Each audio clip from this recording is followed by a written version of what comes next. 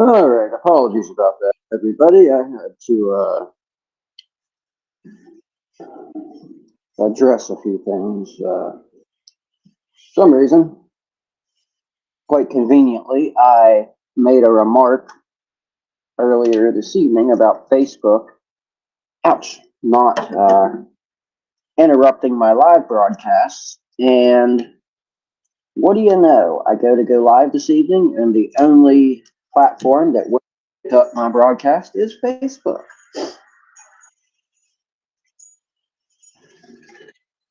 And I wonder why I feel like they discriminate against certain platforms and not others. Oh my god, my ribs fucking hurt so goddamn bad. Busted them. I fucked my ribs up way more than I thought I did. It all fucking hurts. Anyway, the plants are in the light. I want to smoke first. Oh, the chat should be up. The chat should be up. W is in the chat. W is in the chat. Oh boy.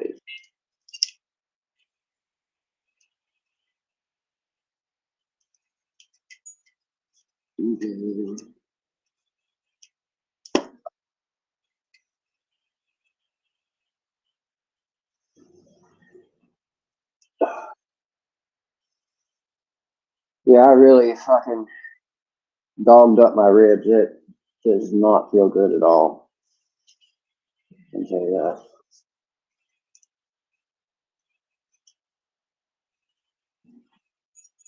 that. Yes, I said dogged up. Trying to not use so many profanities. That would be a smudge on the lens there.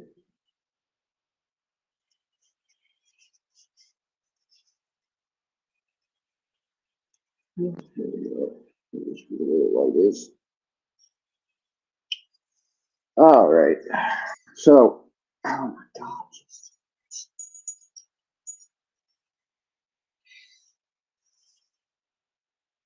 It hurts. Let's just put it that way. Smoke. Before I get into talking about anything, I need to take a big fat rip or something.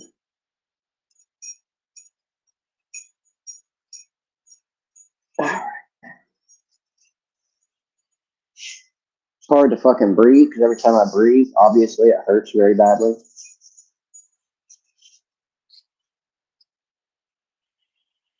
Fuck. Oh my god. Sorry, I'll try not to be a whiny little bitch the whole time.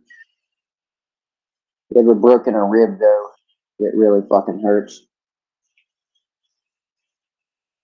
Trying to make this see my face and not just look at the fucking. It's difficult to get this damn thing where I want it. Try lowering it down some.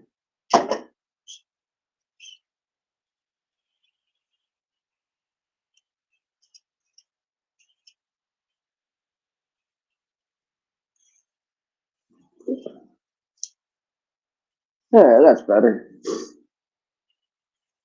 All right, let me catch my breath.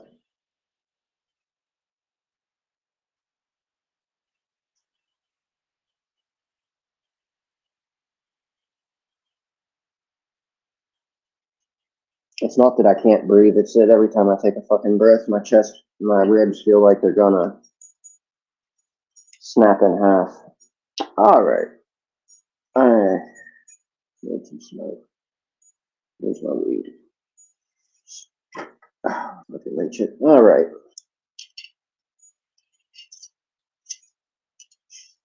What do we want to smoke? A joint? A bowl? A bong?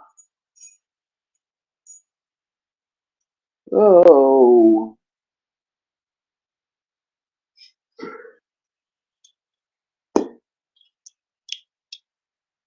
I think I'm just going to smoke a bong. No, I got my Titan over there. I've been smoking weed out of it. We'll smoke out of the recycler. Smoke some weed out of the Titan since I'm always smoking dabs out of it. which I do not recommend switching back and forth between dabs and cannabis on a single piece unless you clean it in between uses, because dabs have a very, very clear, lovely flavoring and aroma, whereas with flower you get the burnt, that burnt up from combustion of plant material.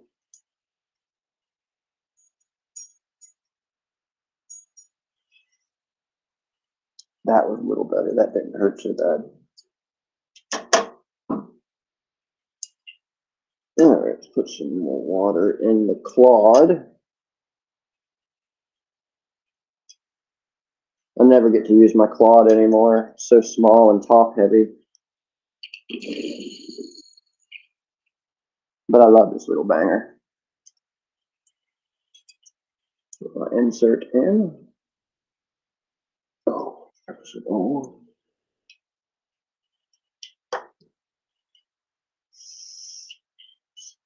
and I don't have like I have like no fucking oomph as far as my airway goes to blow out.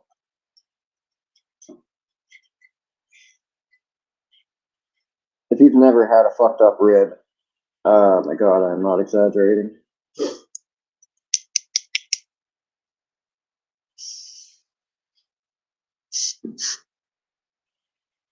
There you go.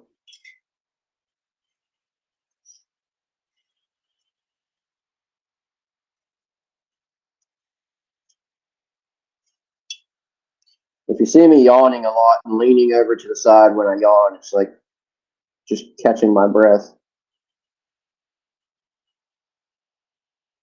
Just feels like every once in a while I need to add some oxygen into the system.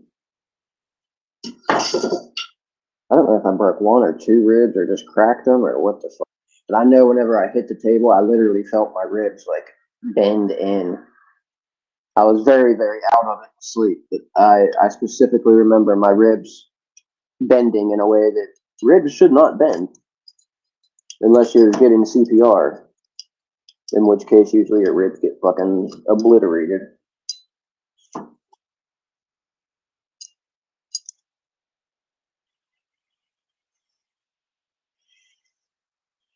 And, all right, cheers. This is tropical Prism cannabis, by the way, from Pastry.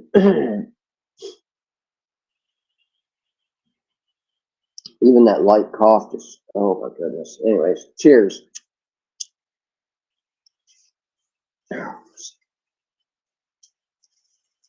Gotta use two lighters. One's a spark, one's a flame. I have a nice fucking clipper lighter, but damn thing never lights. So gotta spark it, and then it lights just.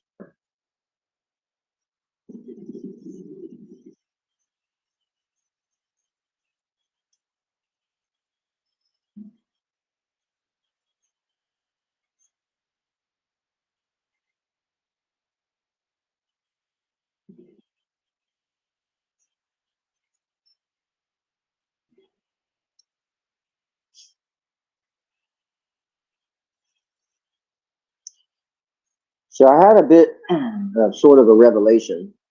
I'm not inhaling that fucking milk.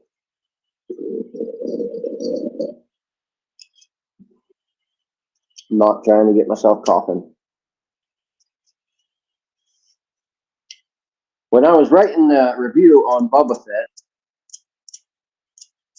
I typically come across things whenever I'm, what the hell's going on here?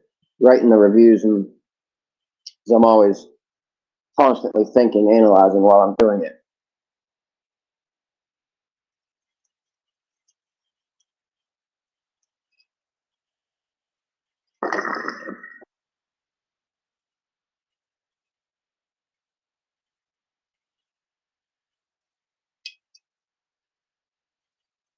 All right, so if indeed, as it is true, beta caryophyllene offers sedative properties, and many people misapply their understanding of beta-myrcene. beta-myrcene has a aromatic profile that is more so associated with indica, earthiness, spicy, sort of even the berry note of myrcene, sort of an earthy berry flavor aroma. I get flavor and aroma mixed up because they're very connected, right? If you smell vanilla and eat chocolate, you'll be tasting vanilla. So, beta-caryophyllene, it makes sense that people mistakenly group myrcene as a sedative. Actually, beta-myrcene, its sedative nature comes from its pairing with beta-caryophyllene. Now, there are two types of beta-caryophyllene, trans and beta-caryophyllene. Trans-caryophyllene has less of the attributes that are common in beta-caryophyllene. The sedation, it has those, but they're lessened. And therefore, it's easier for beta-myrcene to hold sway over trans-caryophyllene, which equates to the fact that trans-caryophyllene is impacted by lower levels of beta-myrcene than it would take to impact beta-caryophyllene. Now, when paired at natural occurring levels, and I say that because we have, over the course of hybridization and recreational cannabis production, we have increased the levels of beta-myrcene in cannabis because it is dominant across about 50% of strains, and we hybridize. And we specifically were seeking to seek out those qualities that beta-myrcene produces in higher levels. As well, we were not seeking the sedative beta-caryophyllene beta-myrcene pairing effect. Recreational growers were seeking the psychoactive, party, wake you up, have a whole fucking big old blast cannabis, right? It wasn't so much the sedative nature of things. Ergo, even though we weren't aware that beta-caryophyllene and beta-myrcene were doing this, that's what was happening, was the increased usage of beta-myrcene in sativas and the decreased appearance of indicas having those same levels. And when you did see indicas, typically you had beta-myrcene coming in, like today. Many indicas have myrcene that is exponentially past, maybe not exponentially, 2 to 3 times your level of beta-caryophyllene. Now, when you have myrcene, until it gets to around 2 times its level of beta-caryophyllene, you get sort of you get an enhanced sedation on the beta-caryophyllene. So BCP is located in the guts, CB2 receptors, which BCP paired with beta-myrcene acts upon, is located in the guts, largely in your intestinal tract and your guts. CB1 receptors are located in your brain. So CB2 in the guts, CB1 in the brain. Now, when you consider the fact that beta-myrcene, being also a dietary terpene, does it not make sense that then beta-myrcene found with beta-caryophyllene in a profile, being that it is a proliferator, meaning it helps THC be absorbed through membranes, it helps the passage of THC. It makes sense to me, seeing myrcene paired with beta-caryophyllene, you get the enhanced sedative effect because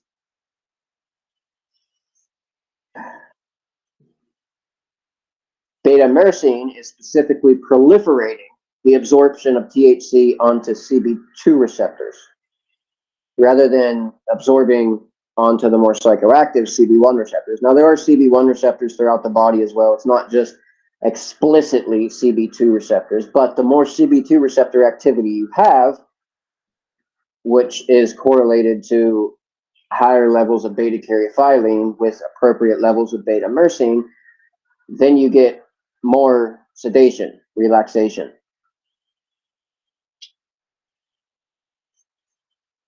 Now, it also makes sense that if you have a specific level of beta caryophyllene, and say beta-myrcene acts on beta caryophyllene at a 1-to-1 ratio, when you have one arbitrary unit of myrcene, it pairs with one arbitrary unit of beta caryophyllene to create said sedative effect.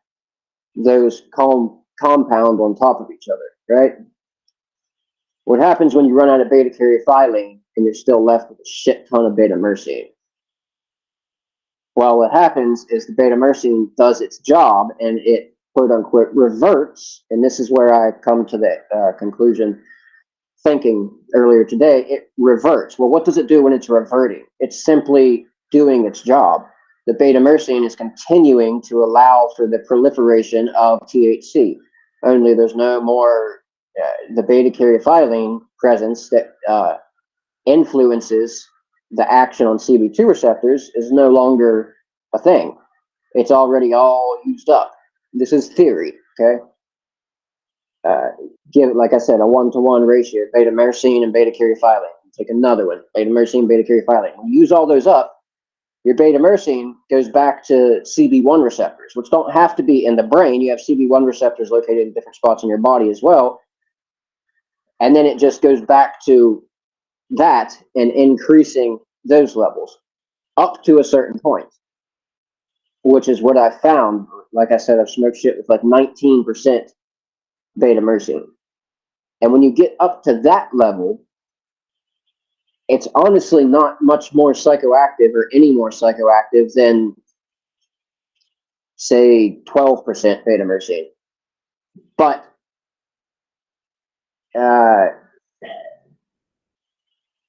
it seems to hit with more intensity.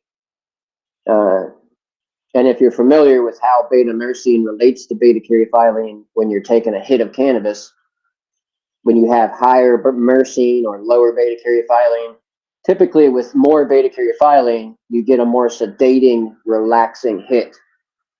The more myrcene you add into that hit, the more punch and with potency and with quickness will that beta caryophyllene and the THC aspect of psychoactivity also kick in more and more quickly, dependent upon that.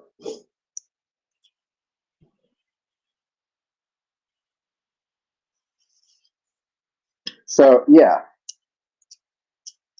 might seem simple, but if you think about it, it's logical. If there's no more beta caryophyllene to be paired with, and that's dependent on the idea that I'm taking for advantage the fact that it would be a 1-to-1 ratio, right? 1 unit of beta-myrcene pairs with 1 unit of beta caryophyllene to produce this sedated therapeutic effect. Once you run out of those pairings, beta-myrcene is not just going to sit there. It's going to continue to proliferate THC, as is its job.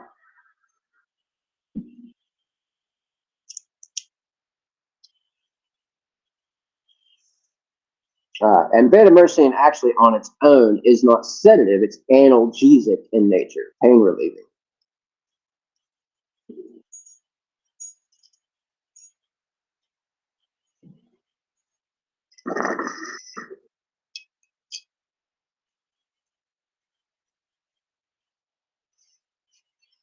Beta-myrcene injected intraperitoneally and subcutaneously in lab rats has been found to show analgesic result on par with prescription opioids without activating the reward pathway, which is fucking huge. Think about something like that, not even the cancer issues. Now, why would the FDA not want us to understand the implications of cannabis and the use of beta-myrcene as a painkiller? Well, that would put a hell of a fucking damper on the opiate market, even though it's not as bad as it used to be. There still is a very wide, thriving opiate market that Big Pharma runs. In my opinion, that's why we went into Afghanistan in the first place. That's one of the reasons we went in there, was because the Taliban had in the 90s up to 2000 ran opium export down to 1% of what it was. And magically, whenever the U.S. entered Afghanistan, one of the main things you've seen was soldiers standing in poppy fields. Just standing, guarding the poppy field. Like, what the fuck is the point? Why are you guard? Yeah, well, I know why. And then soon thereafter, we see a major, and fentanyl is synthetic, so it's not derived from the poppy flower, but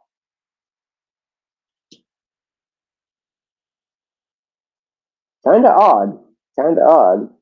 Although it makes a little sense if you think about like global leaders and shit, and the fact that the Taliban took back over, so opium now gets put back under the rug because they don't like opium. They're very religious, despite how terroristic they are. And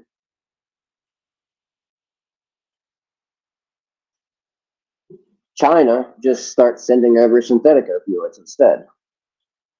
Quite convenient, isn't it? And then we're like, hey, China, you can't send that to the United States in the mail anymore. And they're like, oh, okay, well, hey, Mexico, cartel, yeah, you guys.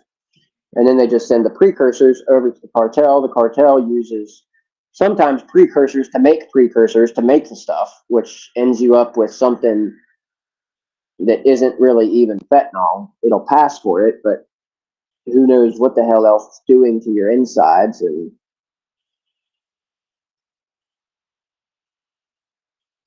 like it really was different. It was one thing having people, like, you had the overdose issue when it was coming out of China, but now you have the fact that it's being adulterated and who knows what the fuck is in it. Like, what was the logic behind that? If we understand that prohibition of a drug does not work, and if you're not fucking on board with that by now, then oh, good luck. Why would we approach some things? They boggle my mind.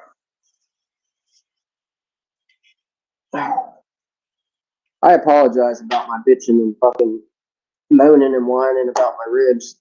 It really is really fucking painful. I'm not going to use a Turk slipper because it's too much fucking lung power. But I do have a baby wipe here, and going to demonstrate once again the usefulness of baby wipe over alcohol.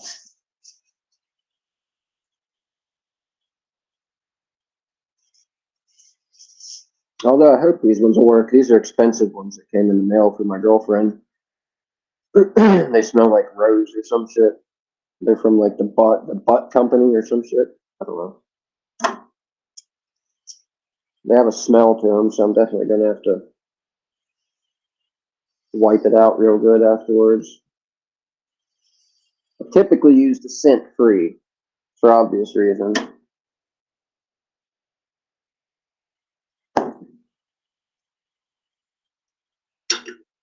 All right. Tool here.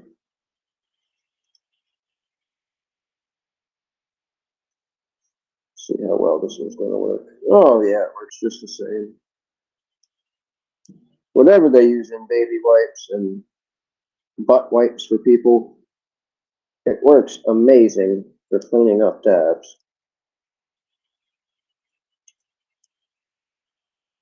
It's like, I don't know what it's like. I can't think of anything to compare it to. It's like putting bleach on something that's like super dirty. Wow. Or wiping off a chalkboard. Yeah, that's what it's like. It's like watching, like, when you wipe off a chalkboard. I always volunteered to wipe off the chalkboard in like elementary school. So I was obsessed with watching the chalk disappear as I like took the thing over it, took the eraser over it. Yeah. Probably some early signs of OCD there, but that'll be okay. And look how much shit came off there just from, and these honestly aren't working as well as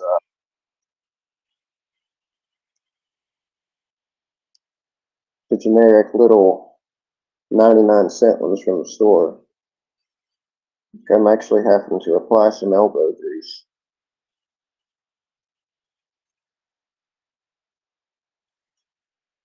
So honestly, I don't need it to be super clean, like perfect. I just want to get some of this. I've hit it probably 5 or 6 times without cleaning it up, so it's got a bunch of chaz in it. I don't feel like smoking that.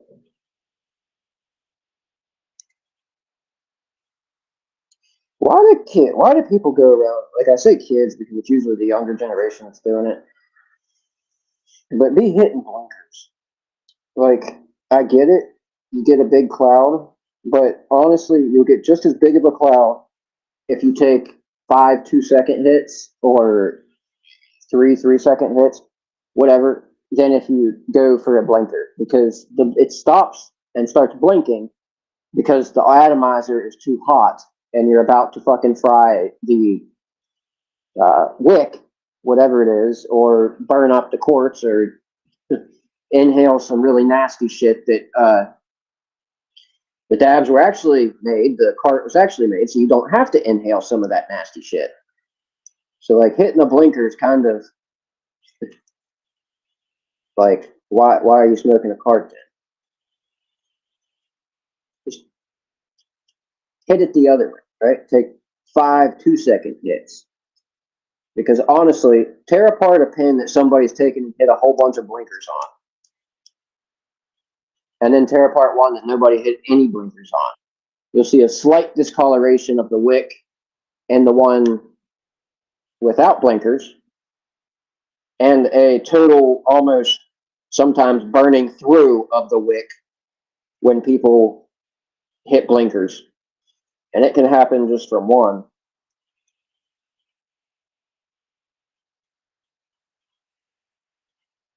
So you can get big old fucking clouds without the blinkers, and your battery makes a big difference. What battery you're using makes a huge difference.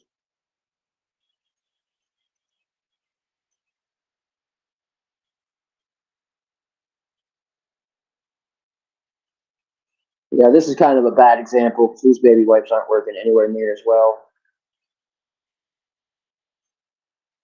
The 99-cent ones from the dollar store, that's what you want to get.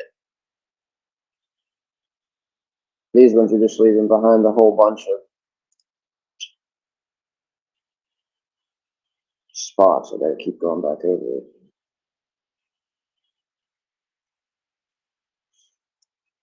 This is actually kind of annoying. Thought these were gonna actually work. The other fucking baby wipes work really well. I'm gonna tell Joe to tell that company they need to add something to the fucking baby wipes so that they actually work to clean up a banger. Not that they would give a shit about that. But I wonder what the difference is in whatever they're using in these things versus what those generic wipes use, that these don't clean it out as well. I have to apply a shit ton more pressure, and it's still not getting all of it off.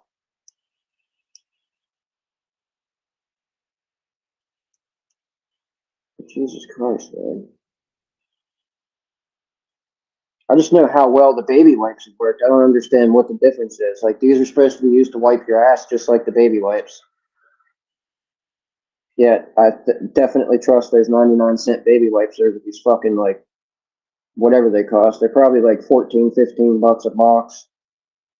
She got them for free as a trial thing. That I can promise you, because they were bougie as fuck looking. They'd be expensive. And I would rather use a baby wipe where I have to just wipe my ass than scrub it like this. Even though, no, I don't shit dabs. But hopefully you understand the comparison there. You know what I mean? This isn't exactly an easy cleaning job. This was supposed to be quick. That's all right, though. I can sit here and talk and talk and talk and talk and talk, and maybe people will learn something from my crazy rantings. No, but yeah, beta-myrcene is significant. It's misunderstood by people because when you ask the majority of people, just ask any person in like a cannabis chat room, hey, what does beta-myrcene do? And they're going to tell you it's sedating. It has sedating effect. But they're going to fail to tell you that it also has a psychoactive element to it, which, again, when it runs out of beta-caryophyllene or with trans-caryophyllene, that phenomenon happens much easier because trans-caryophyllene, as I stated previously, is not as sedating as beta-caryophyllene. And for some reason, you have a much easier time having beta-myrcene go psychoactive with trans-caryophyllene, which makes sense as well because even though trans-caryophyllene is the most common form of beta-caryophyllene, it is the one you see in sativa more often than beta-caryophyllene. It's not very common at all to see beta-caryophyllene in a sativa, although they do exist and they are very nice. They're my favorite kind of sativas. Those that have a indica representation in them with the beta-caryophyllene, because that beta-caryophyllene always brings with it a sedative nature. So it tends to mellow out sativa, make it so it doesn't freak y'all out. All right, I got this clean now.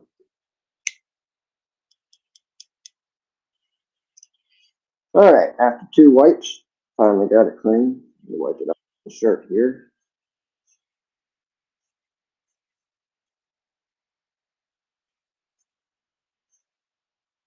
And some people are like, oh, what about the oil that you leave behind on it or what have you? Well, yes, that's true.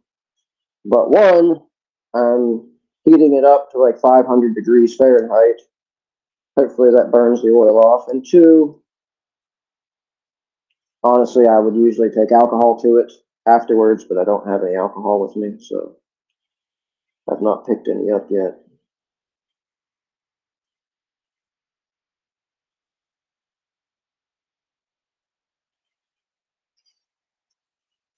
By the way, this is a little bit off subject as far as my content goes, but I started a GoFundMe for my stepdaughter to get her a speech communication device. She's 11. She's severely autistic, highly autistic, however you want to word that. And she's non-communicative, and it would just be nice, beyond nice, for us to be able to actually speak with her and her to be able to communicate her needs to us without having to like drag us to the kitchen and put our hand on something that she wants. Or if she's hungry, she can just tell us that she's hungry. She doesn't, and it's for her sake. I know I'm saying it like I sound like I don't know. It's not that I'm irritated with it. It's that I'm irritated with the fact that she can't communicate what she needs. And I think she would take leaps and bounds ahead if she was able to, even if she can't verbally speak with us, somehow communicate with us. And like me and Jill understand, and her grandma understands what she wants and what she needs and how to, but I mean, she might think completely differently than, you know what I mean? Like she's never spoken. We know her personality and how she acts and how she, but as far as what she thinks and we know she's very intelligent. She's not a stupid kid. Like she's just nonverbal and she has some other issues, but I've watched her since a little baby and teaching her stuff and talking to her, and you can see the gears turning and you can see that she's trying to, it's like there's a gap there that her brain's doing it, but there's something that won't send that to her mouth, to tell her mouth to make those, to do that. And when it does come through, it just comes through as like a loud scream or something like that, because it's like there's something there that's not allowing that connection to happen properly, and it's distorted. But regardless of what causes it, it would just be nice to have a communication device that she can express herself and speak with us, talk to her teachers, etc. And where we live at in our area, that's not something that's feasible. And as far as my own and her income goes, right, it's not something that's possible. It never really has been for us. But yeah, so that's why I started that GoFundMe. For Lelena, not for myself or for her mother. And obviously, whatever gets donated there, whenever we take, if anybody ever does, what have you, we will post and show the progress and show, obviously, that that is what it was used for. So I know there's a lot of GoFundMes where people fucking get their heartstrings pulled and they give money, and that's definitely not what the things are used for. I get really, I don't know, sort of protective, I guess, about it when people are on there. Like, it's some person in fucking some scammer, like in Nigeria, like one of those Nigerian scammers or something. Like, especially the ones that are the language is, you can tell from the typos in the language. You know what I'm talking about. I'm not being racist. It's ridiculous. You have to worry about things like that. Is what I'm saying, could that be conveyed as racist right now?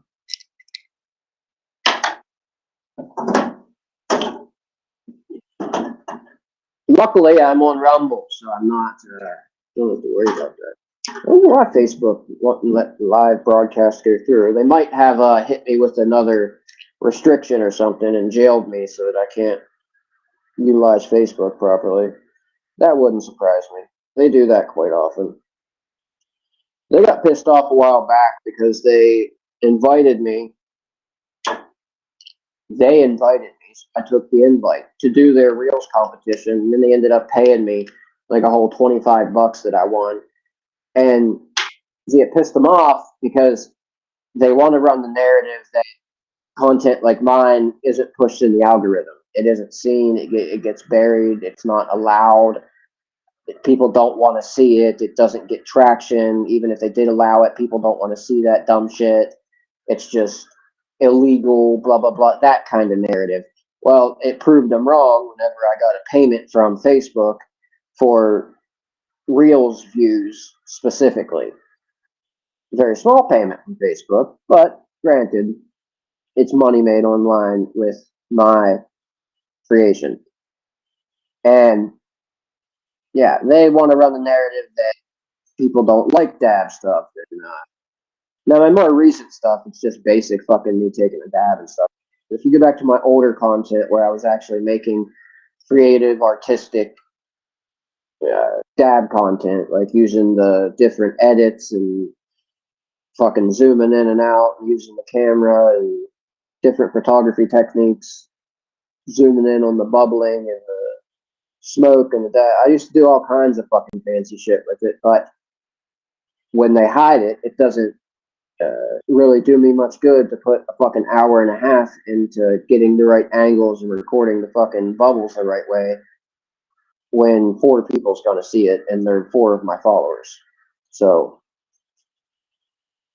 hence locals, and why I post some of the videos that I do over there on locals, because that's my page. I know it's not going anywhere. The only way that shit's coming down is if I take it down.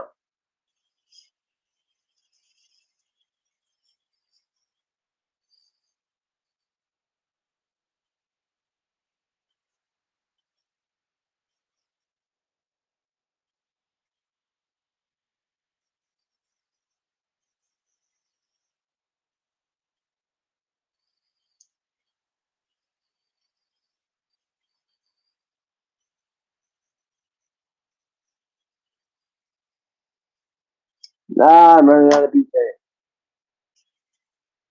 I think I almost fucking started to fall asleep there halfway or something. I don't know what the fuck. I spaced out there like a motherfucker.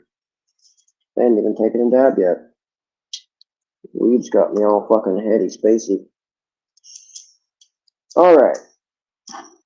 There we go, got that fixed right. You can see how much fucking it is burning off residue from that thing. That's alright. Just heat it up and burn her off. Shit, even with alcohol, you still get smoke residue fucking blowing up off of it when you heat it up.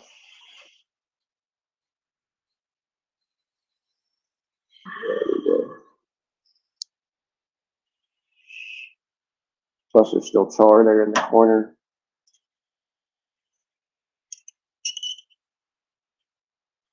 Alright.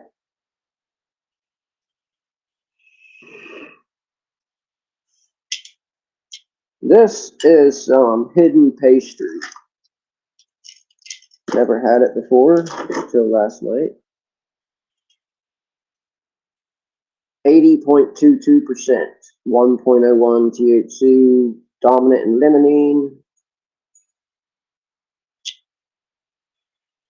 trans caryophyllene, a ton of beta-myrcene, 1.23%. Very strong. Cheers.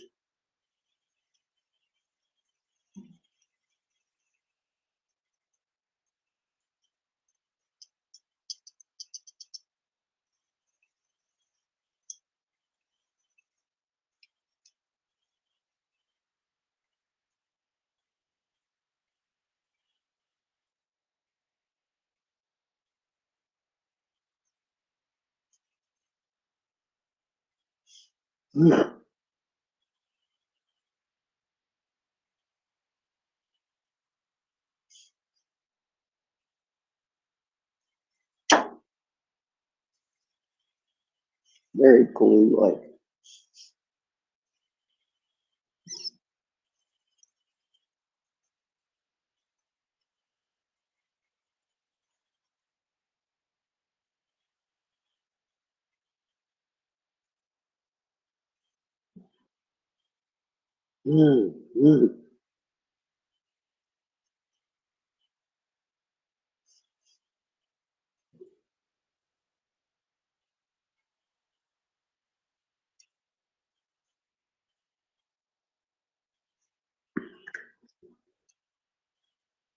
Definitely got that trans caryophyllene exhale, the nip.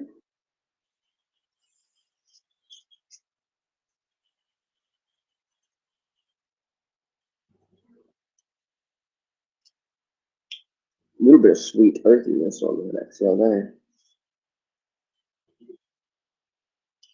But it's got a very, very prominent burn. Trans caryophyllene is very good for that burning exhale. Typically, beta caryophyllene in higher levels, especially with beta-myrcene, kick you in the chest like a fucking ton of bricks.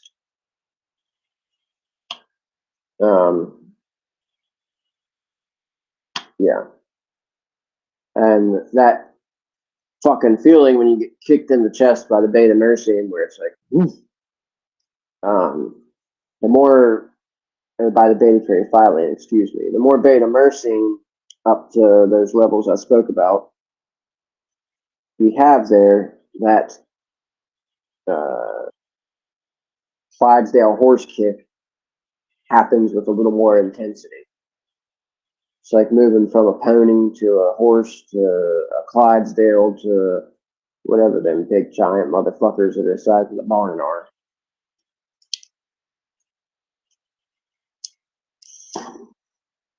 Ouch, I always burn my finger when I lay it like that. You son of my bitch. Trying not to cough because I know it's gonna like turn me into feeling like I just crawled out of a fucking UFC octagon with Conor McGregor. Rib fracture or busting, then either fucking way it hurts.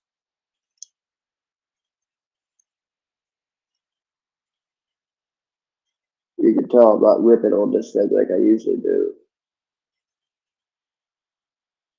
One, I don't want to cough. And two, it would hurt.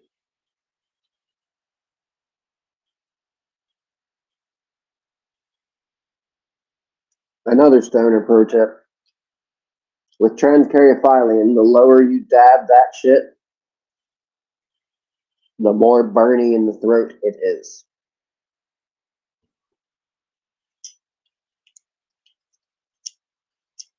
As much of a low temp person as I am with Caryophyllene, you're better off to hit it a little bit hotter.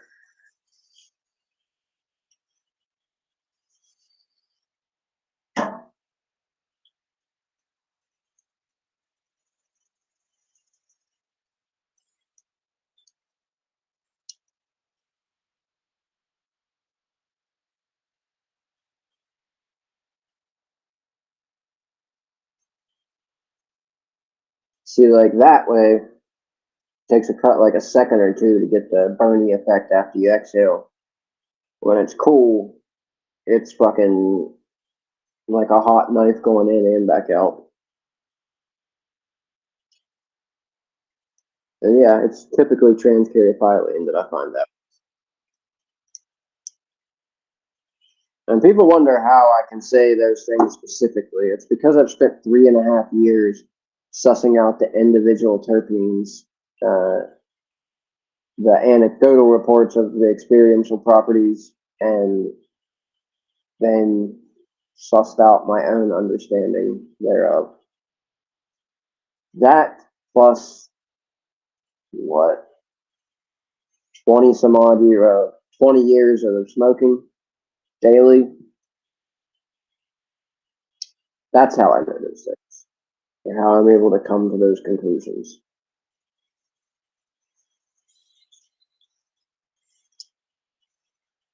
And I'm extremely analytical. I think a lot.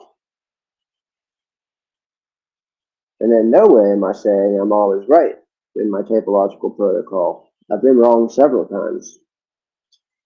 And the key is admitting that you're wrong and finding where you were wrong at and fixing it so that you can actually develop protocol. Otherwise, you're just talking shit trying to make yourself look good. That's not what I'm trying to do. And to actually understand the cannabis that the FDA, the DEA, mainly the FDA, has prevented us from doing any kind of peer-reviewed research to actually tell us, why does Caryophyllene burn like that on the way out? Why does beta-myrcene kick like a Clydesdale horse in the chest? What are the long-term exposure effects to people who are working in lab, that are working around alcohol vapors all day long in an enclosed environment? What are the long-term exposure effects of working in an enclosed environment with hundreds of pounds of raw cannabis, some that's been irradiated, supposedly made safe and clean from the quote-unquote mold that was, no, not quote-unquote, quote-unquote irradiated from the mold that was on the cannabis? Which honestly makes me wonder as to if they really are getting all of the mold out of the cannabis, because if you refer back to my experience and the fact that I was breaking out in hives every time we would bust out the fucking barrels of cannabis, and I was getting high. I smoke cannabis all the fucking time. Like, there's no reason I should break out unless I'm reacting to something else. And it got to the point where I had to put sleeves on up to my shoulders because everybody seen, like, I was trying to control it and hide, but everybody could see that I was fucking covered in hives. It wasn't like crazy shit, but I was getting them on my knuckles and everything from reaching in, and even though I had gloves on, it's fucking crazy.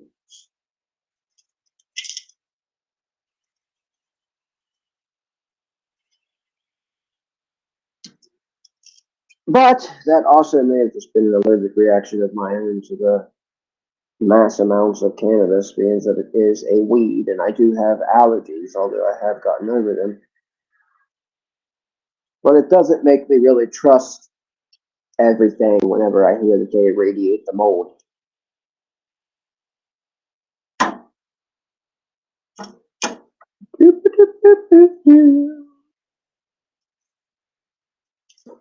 And as I also said recently, companies that don't disclose things like they ran the run through a CRC press, things like that. Not sure if you're supposed to do that,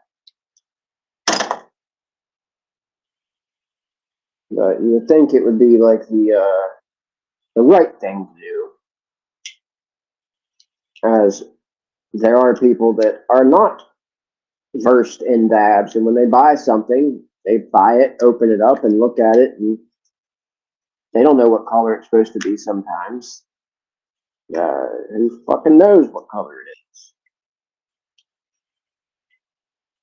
And I just think they should have to disclose things like that, especially CRC, color-remediated concentrates. And I'm not one against CRC. I like CRC stuff. Like, even if you reconstitute the terpenes back into it, that's chill. That's fine with me.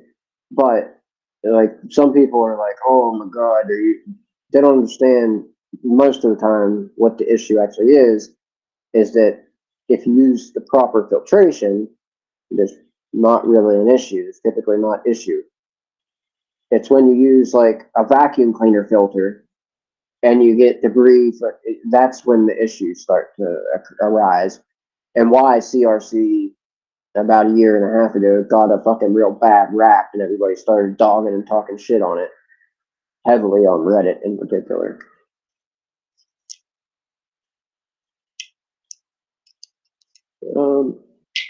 I've got me some of this fucking shit that I've never tried before, called Shasaka.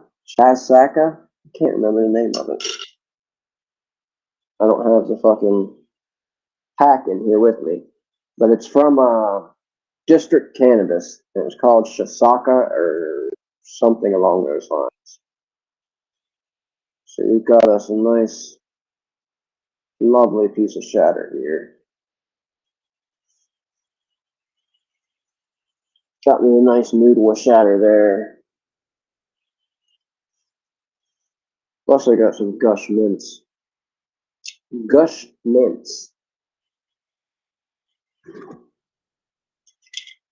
Alright, let's take this hit shatter. I was going to take another hit of that hidden pastry, but I thought I had this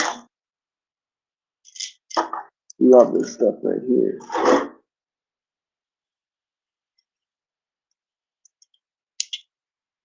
By the way, I forgot to mention, this Shasaka stuff right here tests at fucking 91.54%.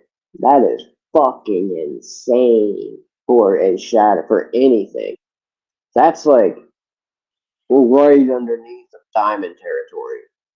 So, District Cannabis did a fucking primo job on this. And so, yeah, here we go. And I don't remember whether this is beta Caryophyllene dominated or what the deal with this one is. Sativa, indica, I have no idea. I just know it is fucking strong, according to the profile.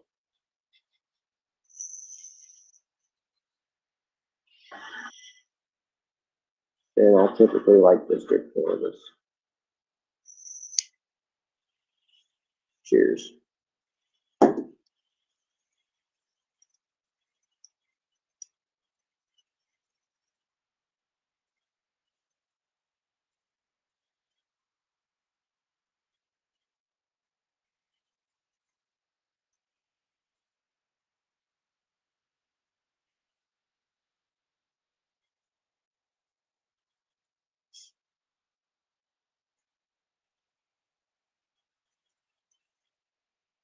OG, woodsy,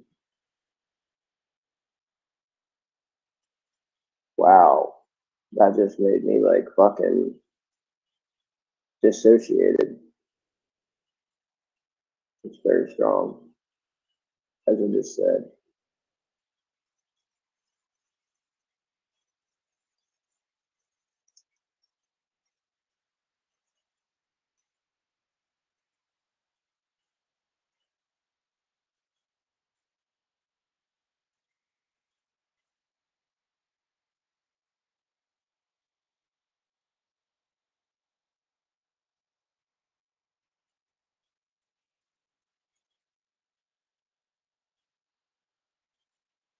Wow.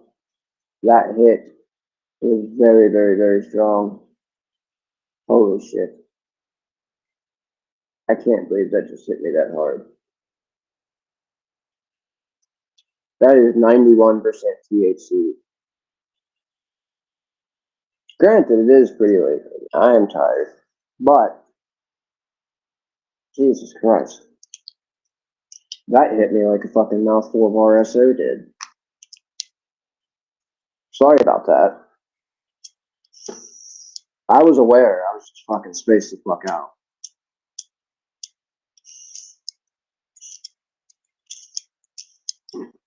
Come on, Getter, start.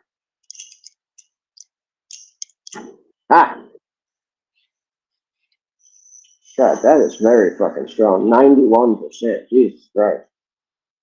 I gotta keep myself fucking functioning. That'd knock a motherfucker out. I really do think a big old fucking rip of that knocks somebody out.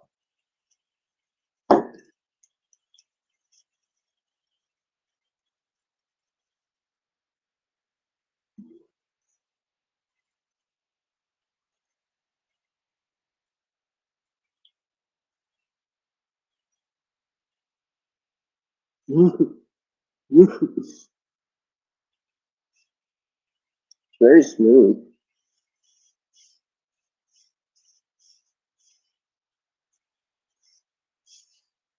But oh my god, is it so fucking relaxing? Oh boy.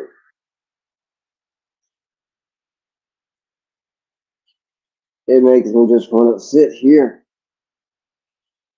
Just my eyes closed.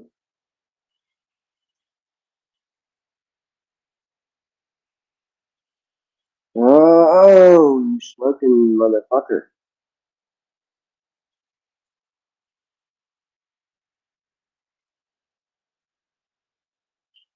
The first hit I took, I immediately went fucking squint-eyed.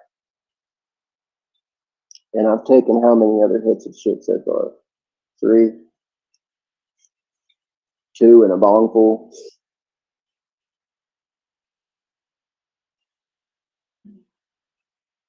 This stuff is just crazy. That is insane for a shatter. That is absolutely wild.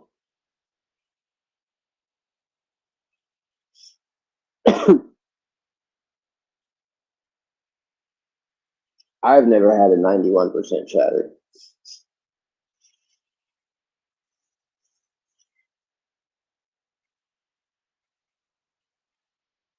And it's got my eyes all fucked up.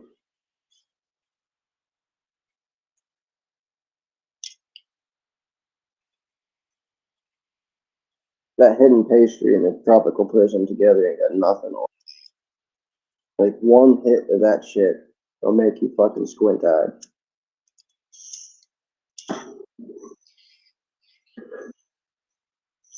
From District, I think it might be one of their strains. I don't know. It's called Chisaka or Chazak or something. I don't know how you pronounce it. Something along those lines. If you look it up, you'll find it. It's a very unique fucking name. I don't know what it is.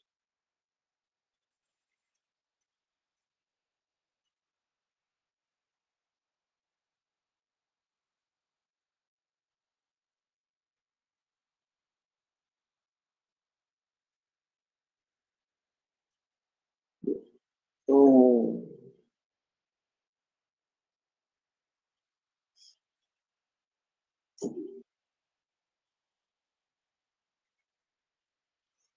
Let's go ahead and see. I'm already seeing fucking cross-eyed. I'm not even exaggerating a little bit.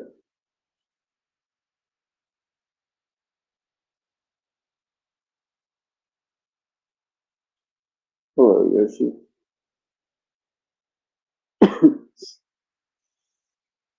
Oh, man.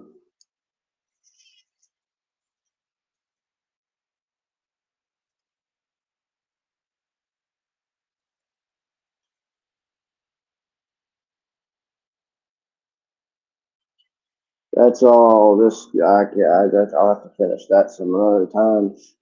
Holy fucking shit. If I smoke anymore, I'm gonna pass out right here in the chair. Oh my god, I did not expect that. I apologize for fucking halfway nodding off when you're out there. Really didn't mean to do that. Obviously. It's like happening. I did not expect that to hit that fucking hard.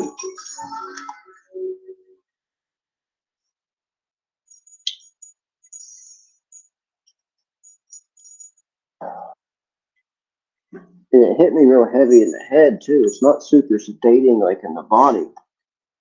Like I feel it in my body. That's just some really strong stuff. That's wow. That's definite. That's way not for the fucking beginner smoker in any way, shape, or form. I had no idea it was 91.5% when I picked it up. Not that I'm a beginner smoker, so. And it's not freaky. It's not, the THC is not so fucking, it's a lot, but it's not like amped up and freak the fuck out. It can't have that much beta-myrcene. It's got to be decent beta-myrcene low. Or just a normal level, because it's not all fucking jittery and wired up. And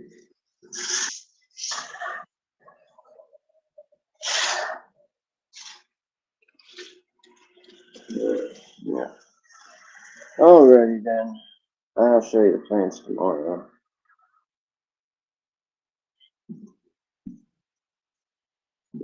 They are, I don't know. I need to stop getting so fucking hands-on with my plants. I need to stop watering them so much. I know what I'm doing wrong. I just need to stop doing it. You know, I fucked up my plants. Trying to save them. There's too much water. The bucket, number one, the fucking pots were too big. The plants were too small for the big pots they were in.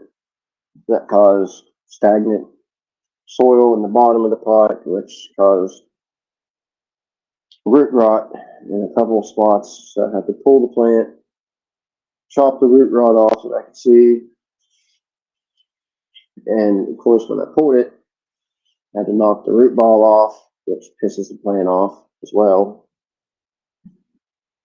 And then I sprayed it with not water, because that's just going to make it more wet, piss it off more, but hydrogen peroxide dilute to try to oxygenate the roots a little bit after I clipped off the dead end, the root rot, what I thought might have been root rot. So, and then when I put it back down in drier soil, after I covered it, I took a pencil and poked air holes down all the way around it to help the roots get oxygen and breathe. To hopefully wake everything back up, because I overwatered everything. So be wary of that. Have a good evening. Take it easy. Buy that chifaka if you go down to Apothecary. Stuff's strong. It might be shatter, but it's strong. Very clear yellow shatter too. Very nice color.